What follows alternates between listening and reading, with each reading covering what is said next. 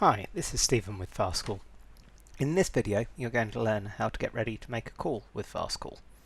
We're going to introduce three concepts: the Fastcall phone widget, the calling device, and caller ID. We're going to start off as a brand new Fastcall user and go through the very initial setup with Fastcall. Your administrator may have done some of these steps for you already, but let's assume they haven't. So we're going to open the Fastcall phone widget, select a calling device to use with Fastcall, and select a caller ID. First, open the Fastcall phone widget. On Lightning, it's in the bottom left of the Fastcall app. The phone widget is how you interact with Fastcall most of the time. Since this is your first time using it, you should see this screen about how it's super easy. If you don't, your administrator needs to set you up with the caller ID.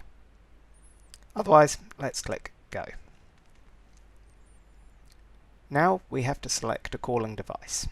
The calling device is the phone that you will use to make the call. In this case, let's select the Fastcall soft phone so we can use our computer to make calls. Next, we have to select a caller ID. Caller ID is what identifies you, the caller, to the person you're calling. It'll be shown on their phone.